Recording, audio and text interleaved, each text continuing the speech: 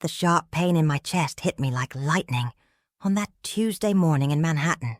I remember thinking it was just stress from the negotiations I'd been handling all week. But when the world started spinning and I couldn't catch my breath, I knew something was terribly wrong.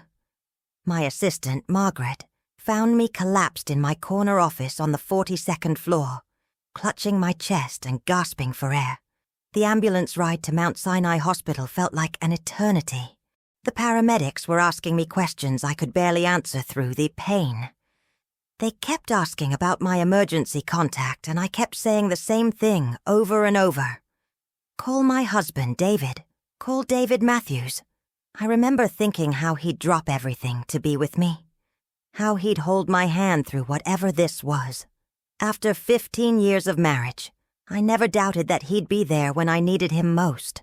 But as I lay in that sterile emergency room, surrounded by the beeping of monitors and the constant shuffle of medical staff, I realized something was wrong beyond just my heart. David wasn't there. The nurses kept asking if someone was coming, and I kept assuring them that my husband would arrive any minute. Any minute now, he'd burst through those doors with that worried expression he got whenever I was even slightly unwell. The cardiologist, Dr. Patricia Chen, a woman about my age with kind eyes and steady hands, explained that I was having what they called a cardiac event. Not a full heart attack, thank God, but serious enough to require immediate monitoring and treatment.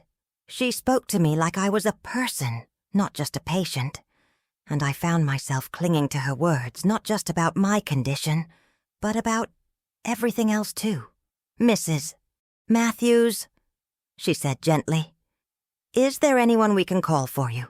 Family? Friends? I gave her David's number again, and Margaret's, and even my sister Rebecca's number in Boston. But as the hours ticked by, only Margaret showed up, her face pale with worry, carrying my favorite blanket from home and a thermos of the tea I always drank when I was stressed. Where's David? I asked her, and I saw something flicker across her face that I'd never seen before. Hesitation. Fear, maybe. He's handling some business, she said, not meeting my eyes. Important business that came up suddenly. Even through the haze of medication and fear, I knew Margaret was lying. She'd been my assistant for 8 years, and I'd never seen her struggle to meet my gaze before. But I was too weak, too scared, and too focused on the monitors showing my heart rhythm to push the issue.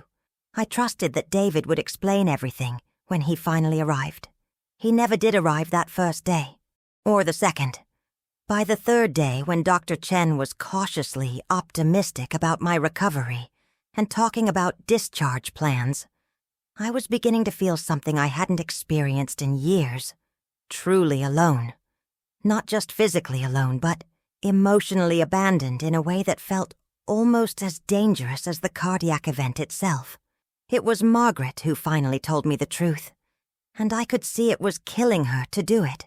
She sat in the uncomfortable hospital chair beside my bed, her hands folded tightly in her lap, and took a deep breath that seemed to come from somewhere very deep inside her. Elizabeth, she said, using my first name instead of the formal Mrs. Matthews she usually preferred. I need to tell you something, and I need you to promise me you'll stay calm. I felt my heart rate spike, and the monitor beside me began beeping more rapidly. Dr.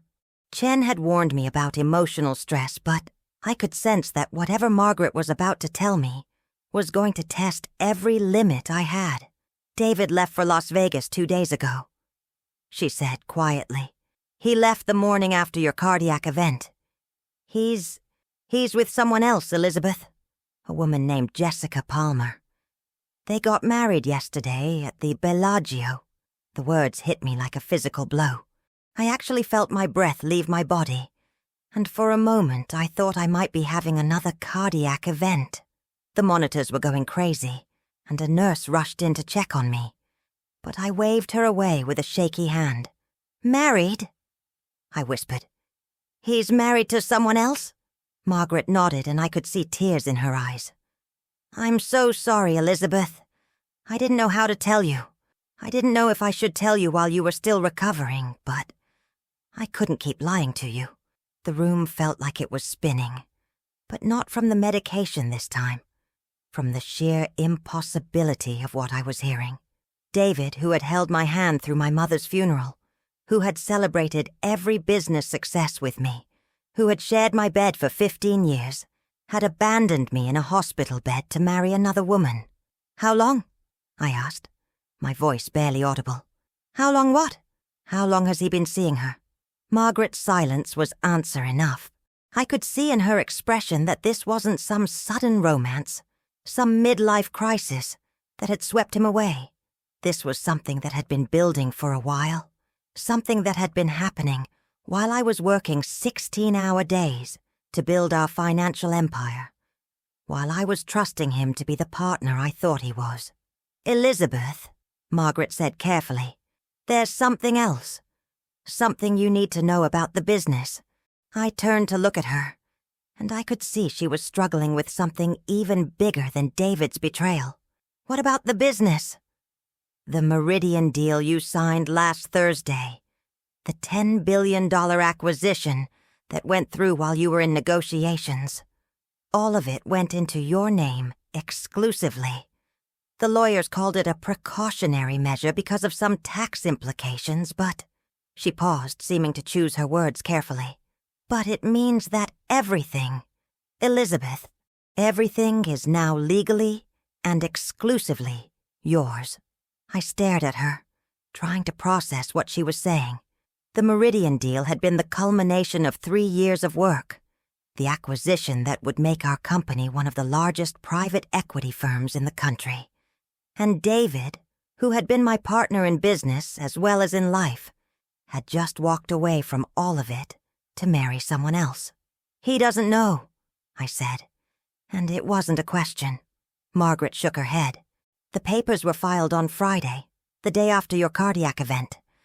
He left for Vegas before anyone could brief him on the legal details. I felt something shift inside me, something that had nothing to do with my heart condition, and everything to do with the woman I was remembering how to be.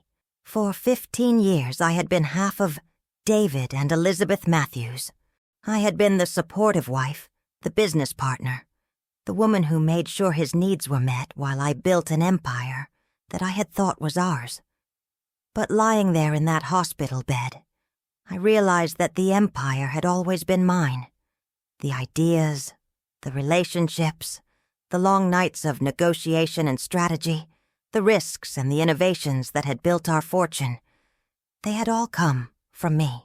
David had been the charming front man, the one who played golf with investors and took them to expensive dinners while I did the actual work of building something extraordinary. Margaret, I said, my voice stronger than it had been in days, I need you to call James Patterson.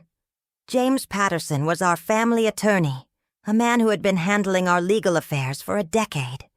He was discreet, efficient, and absolutely ruthless when he needed to be. If anyone could help me navigate what was about to become the most complicated situation of my life, it would be James. What should I tell him? Margaret asked. Tell him I need divorce papers prepared immediately, complete asset disclosure, immediate asset freeze, and I want everything handled with absolute discretion until I decide when and how to proceed. Margaret nodded, and I could see a small smile playing at the corners of her mouth. She had worked for me long enough to know that when I used that tone of voice, things were about to get very interesting for whoever had underestimated me. And Margaret, I added, I want you to find out everything about Jessica Palmer. Everything. Where she works, where she lives, how she met David, how long this has been going on. I want a complete picture of what I'm dealing with. Over the next 2 days, while I recovered from my cardiac event and planned my next moves, Margaret became my eyes and ears in the world outside the hospital. She brought me reports that painted a picture I should have seen coming, but had been too busy building our business to notice. Jessica Palmer was 28 years old, 12 years younger than David and 17 years younger than me. She worked as a marketing coordinator at a luxury hotel chain. Nothing glamorous but steady work. She was pretty in a conventional way, with long blonde hair and the kind of figure that spoke of hours in the gym and careful attention to diet. She had been dating David for 8 months, which meant their relationship had begun right around the time I was negotiating the preliminary terms of the Meridian deal. 8 months. While I was working 20-hour days, flying back and forth to London and Tokyo, missing dinners and anniversaries and quiet evenings at home, David was building a relationship with a woman who could give him the attention I was too busy to provide. The bitter irony wasn't lost on me. I had been working to secure our future, to build the kind of wealth that would let us retire early and travel the world together, to create a legacy that would outlast both of us. And while I was doing that, he was creating a different kind of future with someone else. But what struck me most about Jessica Palmer wasn't her youth or her beauty or even her relationship with my husband. It was how ordinary she was. There was nothing extraordinary about her job, her background, or her accomplishments. She was, in every way, the kind of woman who would be impressed by David's charm and his apparent wealth. The kind of woman who would see him as a successful businessman without ever wondering where that success actually came from. She was, I realized, the perfect wife for the man David had always wanted to be, rather than the man he actually was. And that told me everything I needed to know about both of them. On Thursday morning, Dr. Chen cleared me for discharge. My heart was stable, my blood pressure was under control, and I was ready to face whatever came next.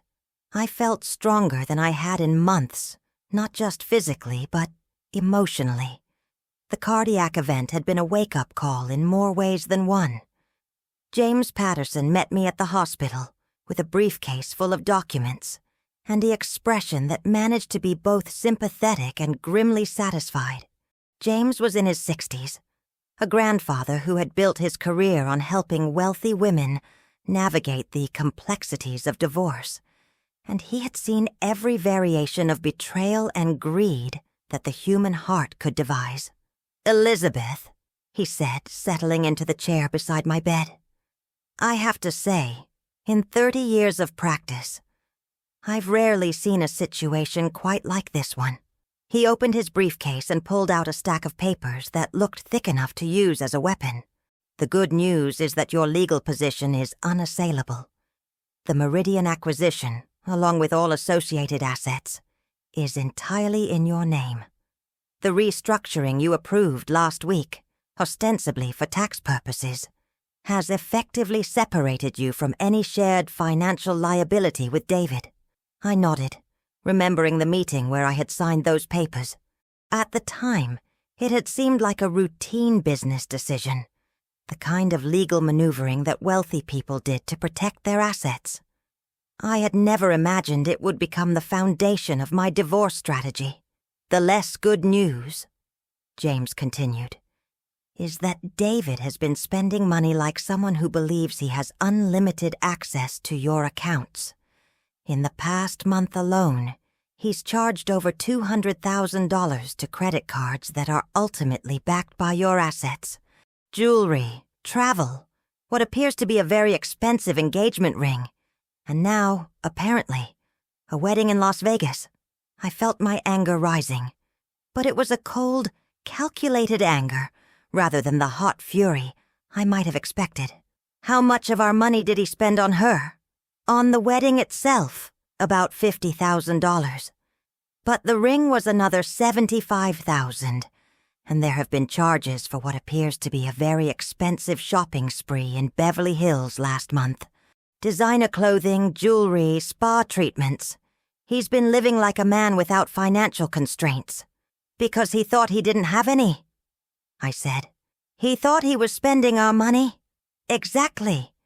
But as of last Friday, when the Meridian papers were finalized, he's been spending your money. And since he's now married to someone else, he's been spending your money on behalf of his new wife." James pulled out another set of documents. "I've prepared divorce papers that will immediately freeze all shared assets, require full financial disclosure, and establish your exclusive right to the business empire you've built. I've also included provisions that will require him to account for every penny he's spent in the past 6 months." I took the papers and looked them over. They were thorough, comprehensive, and absolutely devastating. If David had been hoping to walk away from our marriage with half of everything we had built together, he was about to be very disappointed. "When do you want to serve him?" James asked. I thought about it for a moment. David and his new wife were probably still in Las Vegas, probably still celebrating their honeymoon, probably still believing that they had gotten away with something. There was a poetic justice in the idea of shattering that illusion while they were still basking in the glow of their deception. "I want you to deliver them personally," I said. "I want you to go to Las Vegas and hand them to him, face to face." James raised an eyebrow. "Are you sure? I can arrange for professional service, or we can wait until he returns to New York." "No," I said firmly. "I want him to know that I know exactly what he's done and exactly when he did it. I want him to understand that while he thought he was being clever, I was being smarter." James nodded slowly. "I can be in Las Vegas by tomorrow morning. Do you want me to call first, or would you prefer the element of surprise?" "Surprise," I said. "Definitely surprise." That evening, alone in my apartment for the first time in days, I walked through the rooms that David and I had shared for 8 years. Everything looked the same, but felt completely different. The photographs on the mantel, the books on the shelves, the artwork we had collected together during our travels. All of it felt like artifacts from someone else's life. I found myself standing in our bedroom, looking at the bed where David had lied to me for 8 months. Had he been thinking about Jessica Palmer when he kissed me goodbye in the mornings? Had he been comparing us when he held me at night? Had he been planning his escape, even as he was reassuring me that everything was fine between us? The worst part wasn't the betrayal itself, though that was devastating enough. The worst part was the realization that I had been living a lie for months without knowing it. Every conversation, every shared meal, every moment of intimacy had been built on a foundation of deception that I had been too busy, too trusting, or too naive to see. But as I stood there in that room, I felt something I hadn't expected to feel. Relief. For the first time in months, maybe years. I wasn't wondering what David was thinking or feeling. I wasn't trying to balance his needs with my own, wasn't compromising my instincts to accommodate his preferences. I was just me, Elizabeth Matthews, and I was free to be exactly who I was without explanation or apology. I called Margaret and asked her to meet me for dinner. We went to a small Italian restaurant in Soho, the kind of place where the lighting was dim and the conversations were quiet. Margaret had been my professional partner for 8 years, but that night, she became something more important. She became my friend. "How are you really doing?" she asked after we had ordered wine and settled into our corner booth. "I'm angry," I said honestly. "I'm hurt, and I'm disappointed, and I'm angry, but I'm also something else. I'm relieved." Margaret nodded as if she understood exactly what I meant. "You've been carrying him for a long time, haven't you?" It was a question I had been afraid to ask myself, but hearing it from someone else made it impossible to avoid. "Yes," I said. "I think I have been. The business, the social obligations, the financial planning, the decision-making. When was the last time David actually contributed something meaningful to your life, rather than just taking from it?" I thought about it, and the answer was uncomfortable. David had been charming and supportive and present, but he hadn't been a true partner, in any meaningful sense. He had been a beneficiary of the life I was building, not a contributor to it. I think, I said slowly, that I've been married to the idea of David rather than to David himself. I've been so invested in the story of our successful marriage that I stopped paying attention to whether the marriage was actually working. Margaret raised her wineglass. To paying attention, she said. To paying attention, I agreed. The next morning, James called me from Las Vegas. I'm standing outside the bridal suite at the Bellagio, he said. Are you ready for me to do this? I was sitting in my office, looking out at the Manhattan skyline, feeling more like myself than I had in years. I'm ready, I said. I'll call you back in an hour, James said, and hung up. I spent that hour thinking about the 15 years David and I had spent together. We had met at a business conference in Chicago, two ambitious young people who thought they could conquer the world together. For a while, we had been good partners. We had supported each other's careers, shared each other's dreams, and built something that looked like success from the outside. But somewhere along the way, our partnership had become unbalanced. I had kept growing, kept pushing, kept building, while David had settled into a comfortable role as the beneficiary of my ambition. He had been content to be the charming husband of a successful businesswoman, while I had been trying to be both the successful businesswoman and the supportive wife. The irony was that I had been so focused on maintaining our marriage that I had lost sight of whether it was a marriage worth maintaining. I had been so afraid of being alone that I had failed to notice that I was already alone, just with company. When James called back, I could hear the satisfaction in his voice. Well, he said, that was interesting. Tell me everything, I said.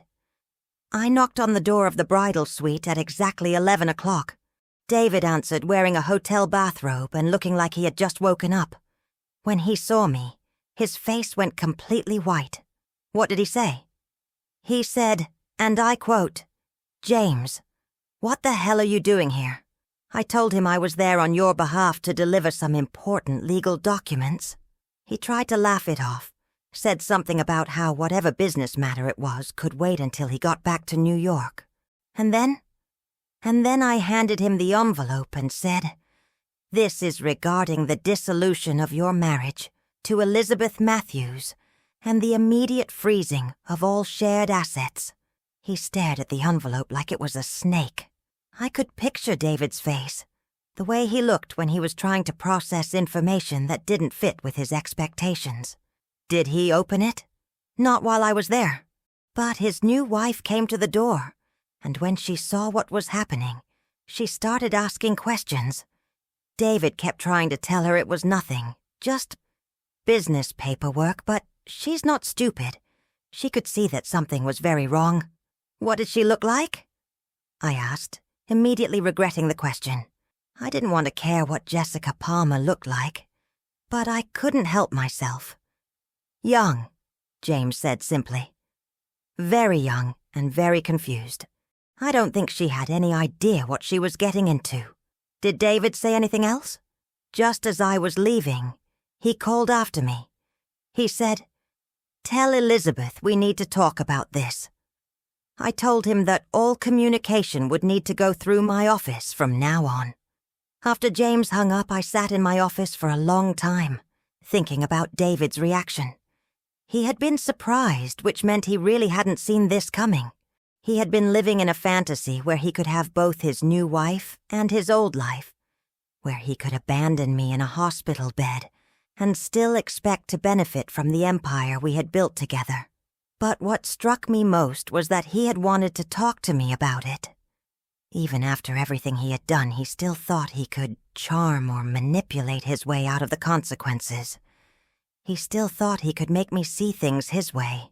That afternoon, Margaret brought me a stack of messages from David. He had called the office 6 times, each message more desperate than the last. He wanted to explain. He wanted to work things out. He wanted to come home and discuss our future like reasonable adults. Should I call him back? Margaret asked. No, I said. Everything goes through James now.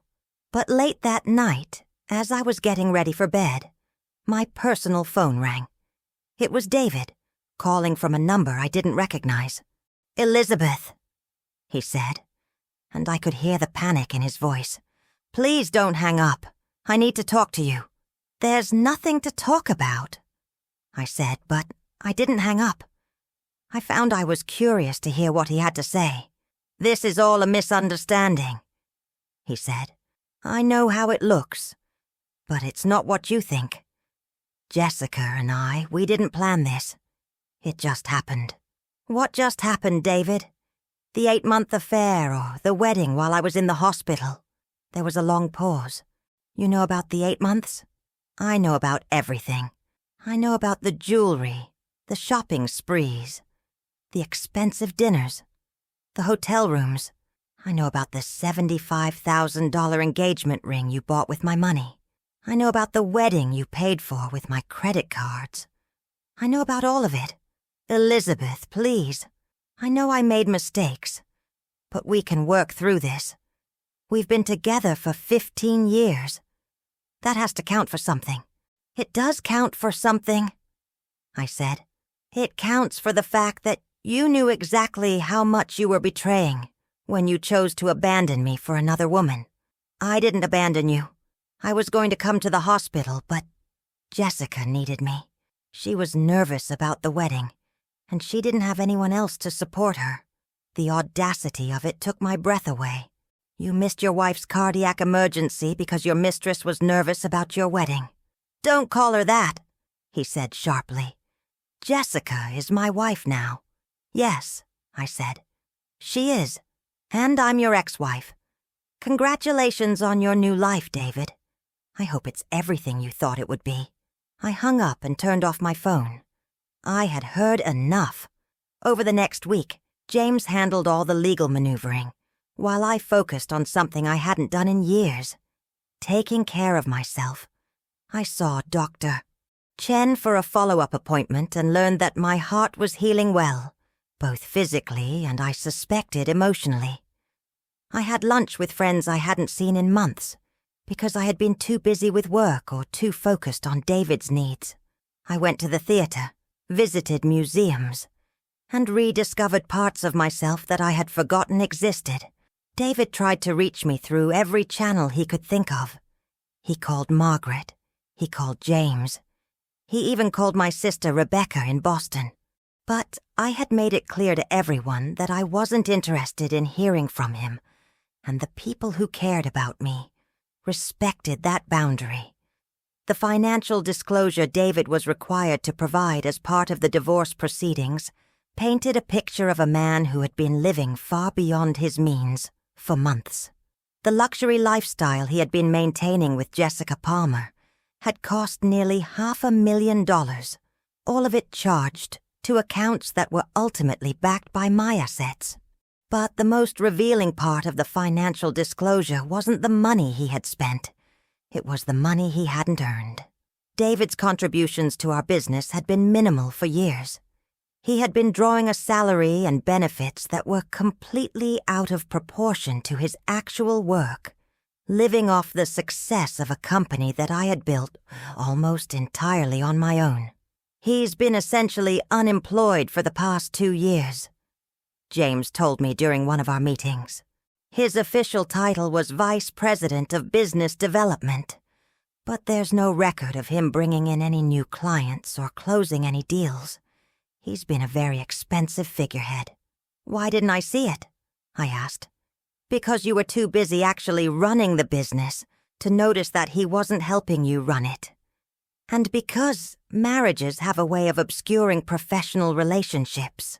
You saw him as your partner in all things, so you didn't question whether he was actually partnering with you in anything. The hardest part of the divorce wasn't the legal proceedings or the financial complications. It was the realization that I had been living a lie for so long that I had forgotten what the truth looked like.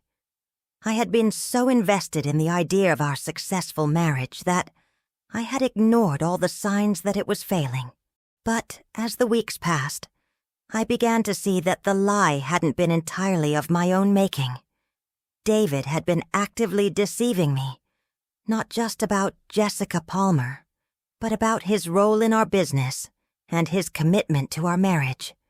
He had been letting me carry the weight of both our professional and personal lives while he pursued his own interests. The divorce was finalized on a cold December morning, exactly 3 months after my cardiac event. James had negotiated a settlement that protected all of my assets, while providing David with a modest severance package that would allow him to start over. He would keep his personal belongings and his car, but everything else, including the business we had supposedly built together, would remain mine. David signed the papers without protest. I think he had finally realized that fighting me would only make things worse for him. Jessica Palmer was there with him, looking older and more worried than she had in the photographs Margaret had shown me. I wondered if she was beginning to understand what kind of man she had married. I didn't attend the final signing. I had said everything I needed to say, and I had no interest in seeing David's face when he realized that his betrayal had cost him everything he had spent 15 years building. Instead, I was in my office, working on a new acquisition that would expand my business into international markets. That afternoon, Margaret brought me a bottle of champagne and 2 glasses. 2 new beginnings, she said, filling both glasses. 2 new beginnings, I agreed. As we sat in my office looking out at the Manhattan skyline, I realized that the cardiac event that had started this whole chain of events hadn't been just a medical emergency. It had been a wake-up call, a reminder that life was too short to spend it with people who didn't value what I had to offer. David had thought he was getting away with something when he abandoned me in that hospital bed. He had thought he was trading up, exchanging a wife who was too busy with work for a wife who would focus all her attention on him. What he had failed to realize was that the work he had dismissed as an inconvenience was the foundation of everything he had enjoyed about our life together. The money, the lifestyle, the social status, the opportunities, all of it had come from my ambition and my efforts. He had been a passenger in the life I was building, not a co-pilot, and when he chose to get off the ride, he had forfeited his right to enjoy the destination.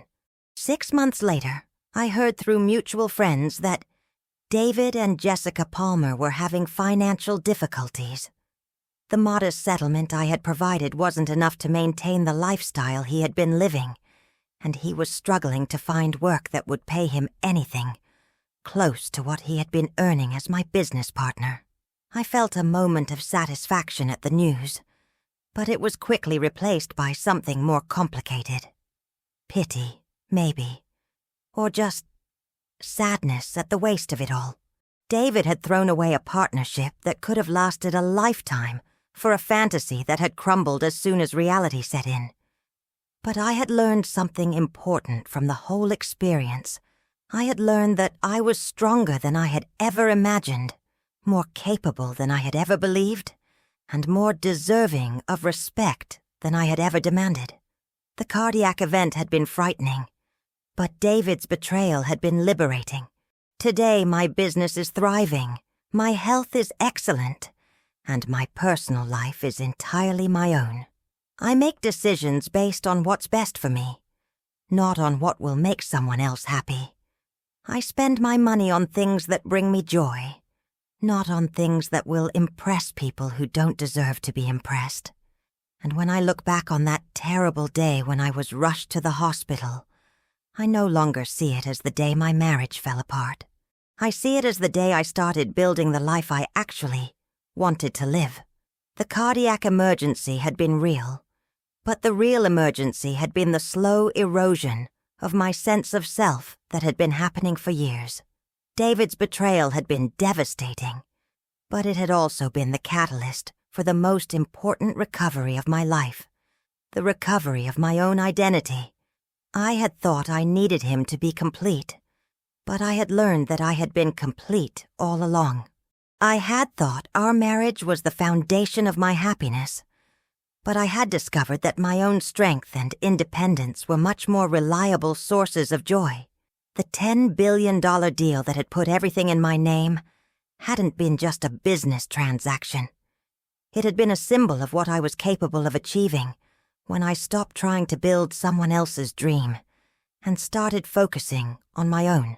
David had left thinking I was weak, lying in a hospital bed, dependent on him for emotional support. He had forgotten that I was the one who had built the empire he was walking away from. He had forgotten that I was the one who had funded the lifestyle he was trying to maintain with someone else. But I hadn't forgotten. And when the divorce papers arrived at his honeymoon suite, I had made sure he remembered too. The knock on their door that night hadn't just been a legal delivery. It had been a reminder that actions have consequences, that betrayal has a price, and that the woman he had underestimated was stronger than he had ever imagined. As I sit in my office now, looking out at the city I love, I sometimes think about that moment when James handed David the envelope that would change everything. I think about the look on his face when he realized that his betrayal had cost him everything he had taken for granted. But mostly, I think about the woman I discovered I was when everything I thought I knew about my life fell apart. I think about the strength I found when I stopped relying on someone else to provide it. I think about the peace I found when I stopped trying to be someone else's idea of the perfect wife and started being my own idea of the perfect woman. The cardiac emergency had been scary, but it had led me to the most important discovery of my life. I didn't need anyone else to complete me. I was already whole, already strong, already everything I needed to be. And that knowledge, more than any business deal or financial settlement, was the real victory that came from the worst day of my life. David had thought he was leaving me with nothing, but he had actually left me with everything that mattered. My health, my business, my independence, and my self-respect. The rest, as they say, was just money, and I had plenty of that too. But the story doesn't end there, because healing never follows a straight line, and neither does the journey back to yourself. In the months that followed, I discovered layers of myself that I had forgotten existed, buried under years of trying to be the perfect wife, the perfect business partner, the perfect version of what I thought everyone else needed me to be. I remember the first time I laughed, really laughed, after the divorce was finalized. It was a Tuesday afternoon, and I was sitting in a coffee shop in the village, reading a book that had nothing to do with business or acquisitions or profit margins. Just a novel, a story about a woman who walked across Spain to find herself. Margaret had recommended it, and I had initially dismissed it as frivolous, but something about that afternoon made me want to read about someone else's journey of self-discovery.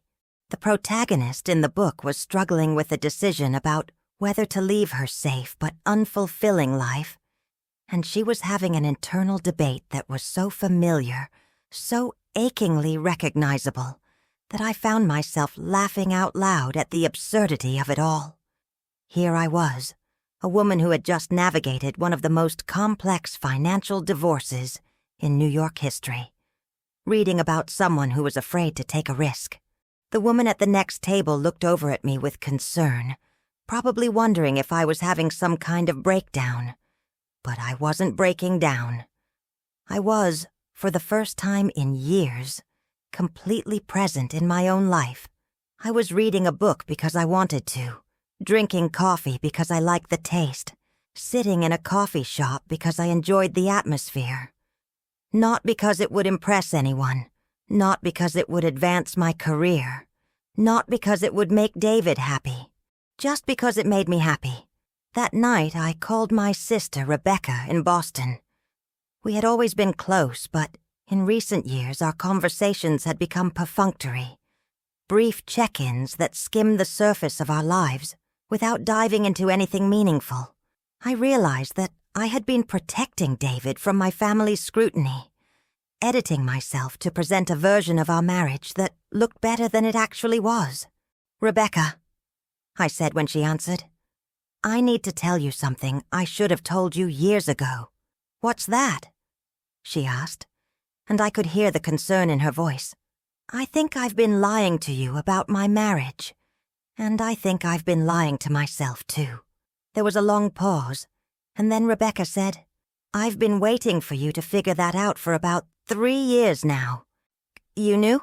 "I knew that every time you talked about David, you sounded like you were trying to convince yourself of something. I knew that you stopped laughing the way you used to laugh when you were around him. I knew that you started editing yourself in ways that didn't seem like you." I felt tears starting to form. Not from sadness, but from the relief of being seen. Really seen. By someone who had known me long enough to notice the changes I had made to accommodate a marriage that was slowly erasing me. "Why didn't you say anything?" I asked. "Because you weren't ready to hear it. And because I knew that when you were ready to see it, you would be strong enough to do something about it." We talked for 3 hours that night, and by the end of the conversation, I felt like I had reconnected with parts of myself that I had forgotten existed. The sister who had dreams that had nothing to do with business success. The woman who had once talked about traveling to places that had no strategic value just because they were beautiful. The person who had once believed that life was about more than accumulating wealth and status. "Elizabeth," Rebecca said before we hung up, "I want you to know that I'm proud of you. Not because of the business you built or the money you made, but because you finally chose yourself." The next morning I woke up with a strange sense of anticipation, as if something important was about to happen. I couldn't identify what it was, but I felt more energetic than I had in months. I decided to walk to work instead of taking a taxi, and as I walked through Central Park, I noticed things I had been too busy to see for years. The way the morning light filtered through the trees, the sound of children playing on the playground, the elderly man who sat on the same bench every morning, feeding pigeons from a paper bag, the joggers who nodded to each other in acknowledgement of their shared commitment to starting the day with movement and intention. I realized that I had been living in a bubble of my own ambition for so long that I had forgotten how to notice the world around me. I had been so focused on building a life that looked successful from the outside that I had forgotten to pay attention to whether it felt meaningful from the inside. When I got to the office, Margaret was waiting for me with a cup of coffee and a stack of morning reports. But instead of diving immediately into business, I found myself asking her about her life, her dreams, her plans for the future. We had worked together for 8 years, and I realized that I knew very little about who she was beyond her professional competence. "Margaret," I said, "what do you want to do with your life? I mean, if money wasn't an issue, if you could do anything at all, what would you choose?" She looked surprised by the question, as if she wasn't used to being asked about her personal aspirations. "I've always wanted to write," she said after a moment. "I have a novel that I've been working on for years, but I never have time to finish it." "What's it about?" "It's about a woman who inherits a bookstore in a small town and discovers that the previous owner has left her clues to a mystery that's been unsolved for decades. It's part romance, part mystery, part exploration of what it means to build a life in a place where everyone knows your story." I was struck by the richness of her imagination, the depth of the creative life she had been living alongside her professional responsibilities. "How much time do you need to finish it?" "I don't know.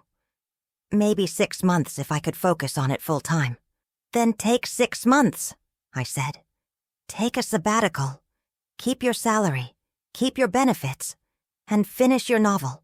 The business will survive without you for 6 months, and you deserve the chance to pursue something that matters to you." Margaret stared at me as if I had just offered her the moon.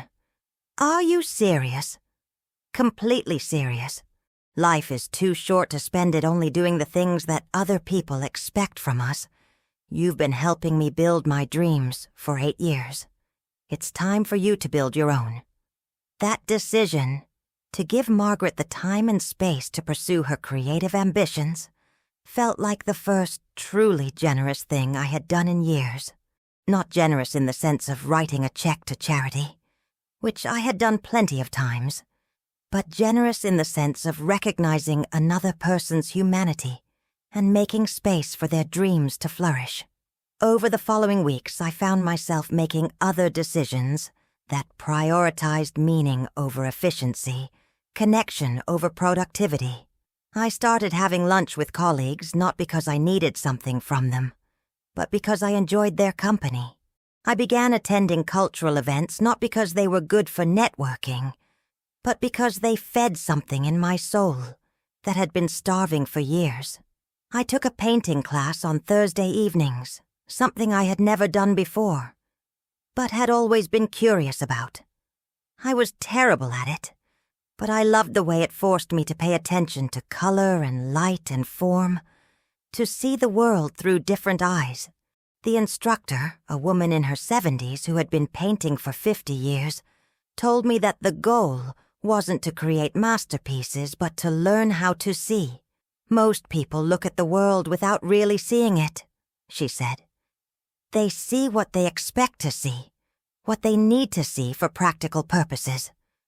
But art teaches you to see what's actually there, not what you think should be there. I realized that I had been living my life the same way, seeing what I expected to see, rather than what was actually there. I had seen a devoted husband, instead of a man who was slowly checking out of our marriage. I had seen a successful partnership instead of a relationship where I was carrying all the weight. I had seen a life that was working instead of a life that was slowly suffocating me. But learning to see clearly wasn't always comfortable. The more honest I became with myself, the more I recognized how much of my life had been built on assumptions and expectations that I had never questioned. I had assumed that marriage was supposed to be a partnership of equals, but I had never examined whether mine actually was. I had expected that business success would bring personal fulfillment, but I had never asked whether the life I was building was actually the life I wanted to live. One evening, about 6 months after the divorce, I was working late in my office when I received a call from an unknown number. It was Jessica Palmer, David's new wife, and she sounded distressed. "Mrs. Matthews," she said, "I know you probably don't want to talk to me, but I need to ask you something." I was surprised by the call, but I was also curious. "What is it? Did David ever tell you about his gambling problem?" I felt my heart sink. "What gambling problem?" "He's been going to Atlantic City twice a week since we got married. He's lost almost everything from the divorce settlement, and now he's asking me to take out loans to cover his debts. I found credit card statements that show he's been gambling for years. I think he's been hiding it from both of us." I sat in silence for a moment, processing this information. David had always been careful with money, almost obsessively so. But then I remembered the unexplained expenses I had noticed over the years. The business trips that seemed to cost more than they should have. The credit card charges that he had dismissed as client entertainment. "Jessica," I said finally, "I'm sorry, but I can't help you with this. David is your husband now, and his problems are between the two of you." "I know," she said, and I could hear her crying. "I just thought you should know. I think he married me because he thought I could help him maintain the lifestyle he was used to. But I am just a marketing coordinator. I don't have the kind of money he needs to support his gambling habit." After she hung up, I sat in my office for a long time, thinking about the conversation. I felt sorry for Jessica Palmer, but I also felt something else. Vindication. David hadn't just betrayed me for another woman. He had betrayed me to solve problems that I had never even known existed. The gambling addiction explained so much about our marriage that I had never understood. The mood swings, the secretiveness about money, the way he had always been eager to discuss our financial success but reluctant to get involved in the actual work of building it. He had been living a double life and I had been unknowingly funding it. But the revelation also made me realize something important about my own recovery. I had been carrying a secret belief that I was somehow responsible for David's betrayal, that if I had been a better wife, a more attentive partner, a less demanding person, he might not have left me. But gambling addiction wasn't about marital dissatisfaction. It was about compulsion, about a need that no amount of love or support could satisfy. I hadn't failed as a wife. I had been married to a man who was incapable of being honest about his fundamental problems, and recognizing that difference was crucial to my ability to move forward without carrying the weight of his deception. That night, I called Dr. Chen, my cardiologist, and asked if she could recommend a therapist. I realized that while my heart had healed from the cardiac event, there were other kinds of healing that I still needed to do. I think I need to talk to someone about how to build a life that's actually mine, I told her. That's one of the wisest things anyone has ever said to me, she replied. The therapist Dr. Chen recommended was a woman named Sarah Martinez, who specialized in helping high-achieving women navigate major life transitions. Our first session was awkward, as first sessions usually are. But by the end of the hour, I felt like I had found someone who understood both the complexity of my situation and the importance of the work I was trying to do. "Elizabeth," she said during our third session, "I want you to think about something. You've told me about your business success, about your marriage, about your divorce, about all the external events that have shaped your life. But I want you to tell me about yourself, not what you've accomplished or what you've survived, but who you are." It was a simple question, but I found myself struggling to answer it. For so many years I had defined myself in relation to other people or to my professional achievements. I was David's wife, Margaret's boss, the CEO of a successful company, the woman who had built a financial empire. But who was I when all of those external identities were stripped away? "I don't know," I admitted. "I think I've forgotten." "Then let's figure it out together," she said. Over the following months, therapy became a space where I could explore parts of myself that I had been ignoring or suppressing for years. I discovered that I had opinions about art and literature that had nothing to do with their investment potential. I learned that I had political views that were more complex than I had realized. I found that I had spiritual curiosities that I had never given myself permission to explore. Most importantly, I began to understand the difference between being alone and being lonely. I had been afraid of being alone for so long that I had tolerated being lonely in my marriage. But solitude, I discovered, was not the same as isolation. Solitude was the space where I could hear my own thoughts, honor my own preferences, and make choices that aligned with my own values. One Saturday morning, about a year after the divorce, I woke up and realized that I felt genuinely happy. Not the temporary happiness that comes from external validation or achievement, but the deep, sustainable happiness that comes from living in alignment with your own truth. I made coffee, sat on my balcony, and watched the city wake up below me.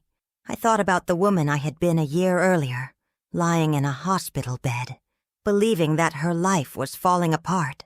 I thought about how terrified I had been of losing David, how desperate I had been to save a marriage that was slowly killing the parts of me that mattered most. And I realized that the cardiac event hadn't been the crisis I had thought it was. It had been the beginning of the most important journey of my life, the journey back to myself. The business was thriving, but more importantly, I was approaching it with a different mindset. Instead of working to accumulate wealth for its own sake, I was building something that aligned with my values and gave me a sense of purpose. I had started a foundation that provided funding for women entrepreneurs who were starting their own businesses. I was mentoring young women who were trying to navigate the complexities of building careers in male-dominated industries.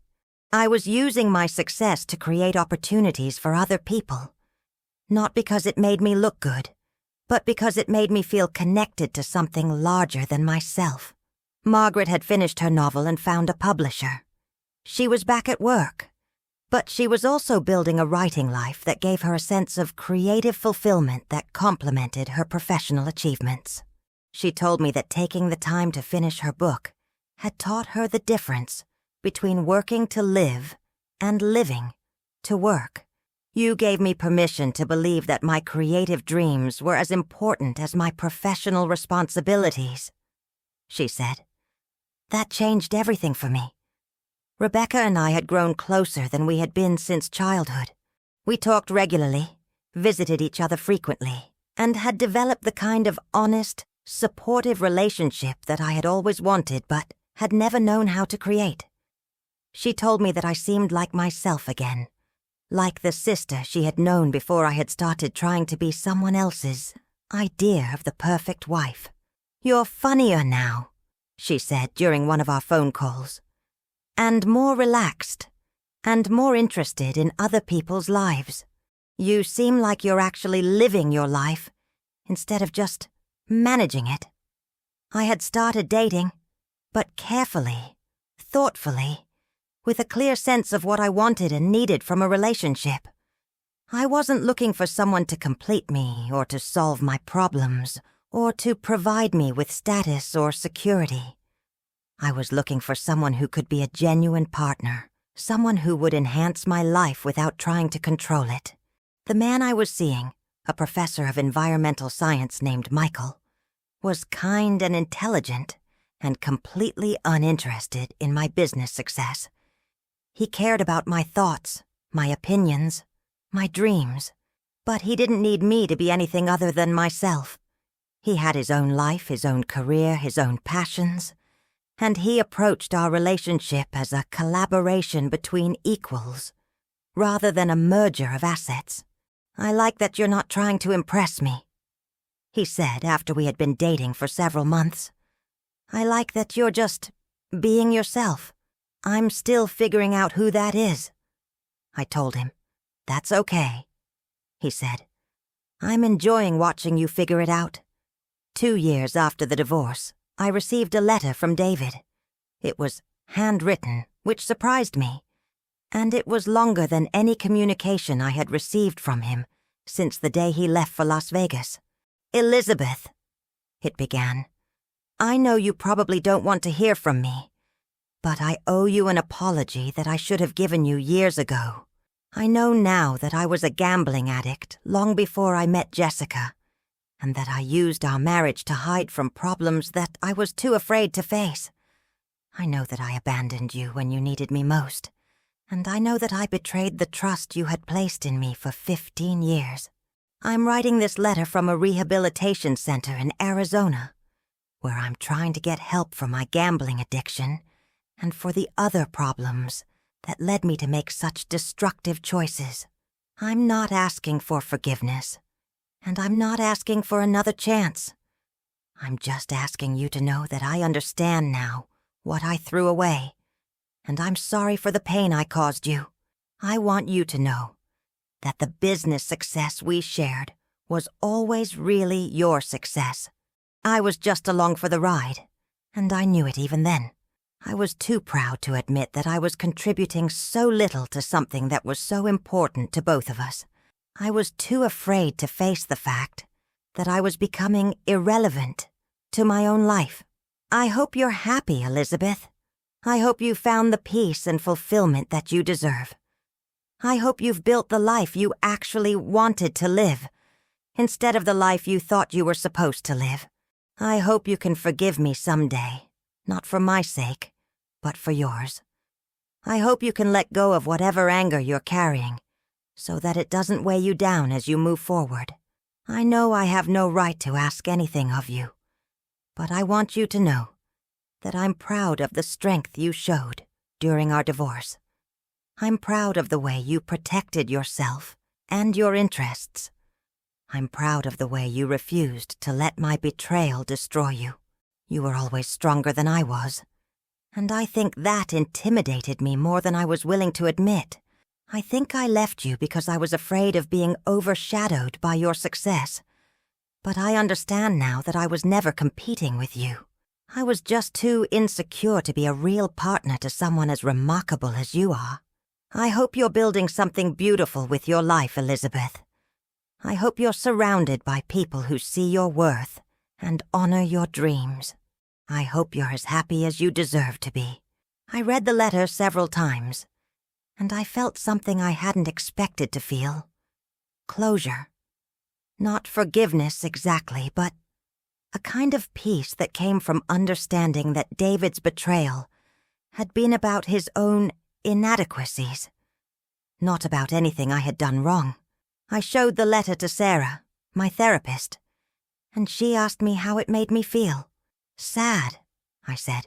Sad for him, sad for Jessica, sad for the 15 years we spent together that were built on so many lies and misunderstandings, but also relieved. Relieved to know that I wasn't crazy for feeling like something was wrong in our marriage. Relieved to know that his leaving wasn't about my failings as a wife. "Do you want to respond to his letter?" she asked. I thought about it for a few days, and then I decided that I didn't need to. David's letter was his attempt to make amends, to take responsibility for his actions, to acknowledge the harm he had caused. But I didn't need his apology to heal from his betrayal. I had already done that work on my own. Instead, I wrote a letter to myself, a letter that acknowledged the journey I had taken from the woman who had been rushed to the hospital 2 years earlier to the woman I was becoming now. "Dear Elizabeth," I wrote, "I want you to know that I'm proud of you for surviving the hardest year of your life. I'm proud of you for refusing to let someone else's betrayal define your worth. I'm proud of you for choosing to build a life that honors your own dreams and values. I want you to know that you are enough exactly as you are. You don't need to be perfect. You don't need to be anything other than yourself. You don't need someone else to complete you or validate you or make you feel worthy of love and respect. I want you to know that the business you built, the wealth you accumulated, the success you achieved, all of it was yours. You didn't need David to make it happen, and you don't need anyone else to make it meaningful. I want you to know that you are braver than you realized, stronger than you knew, and more resilient than you ever imagined. You survived a cardiac emergency, a devastating betrayal, and a complete reconstruction of your life, and you did it with grace and dignity and wisdom. I want you to know that the future is yours to create. You get to choose what comes next, who you love, how you spend your time, what you build with the years you have left. You get to write the rest of your story, and you get to make it as beautiful and meaningful as you want it to be. I want you to know that I love you, not for what you've accomplished or what you've survived, but for who you are when everything else is stripped away. I love your curiosity, your generosity, your willingness to keep learning and growing and changing. I love your capacity for joy, your appreciation for beauty, your commitment to living authentically. I want you to know that you are worthy of love, respect, partnership, and happiness. You always were. Even when you forgot it. You always will be, no matter what happens next. Keep building the life you want to live, Elizabeth. Keep choosing yourself. Keep honoring your truth. Keep creating space for joy and meaning and connection. Keep being the woman you were always meant to be. I folded the letter and put it in the drawer of my desk, next to a photograph of myself taken on my 50th birthday, 6 months after the divorce was finalized. In the photo, I'm laughing at something Margaret said, and I look genuinely happy, genuinely present, genuinely alive. Sometimes when I'm having a difficult day or questioning a decision I've made, I take out that letter and read it again. It reminds me of how far I've come, how much I've learned, how much I've grown. The cardiac emergency that started this whole journey was frightening, but it led me to the most important discovery of my life. I am enough, exactly as I am. I don't need anyone else to complete me, validate me, or make me feel worthy of love and respect. David thought he was leaving me with nothing when he abandoned me for another woman. But he actually left me with everything that mattered. My health, my strength, my intelligence, my capacity for love and joy and growth. He left me with myself, and I discovered that I was more than enough to build a life worth living. The knock on his honeymoon suite door wasn't just a legal delivery. It was a declaration of independence, a statement that I would not be diminished by his betrayal, a promise that I would not only survive his abandonment but thrive because of it. Today I am living the life I was always meant to live. I am building businesses that matter, relationships that nourish me, and experiences that bring me joy. I am surrounded by people who see my worth and honor my dreams. I am exactly where I'm supposed to be, doing exactly what I'm meant to do. And I am grateful every single day for the cardiac emergency that woke me up to the life I deserve to live.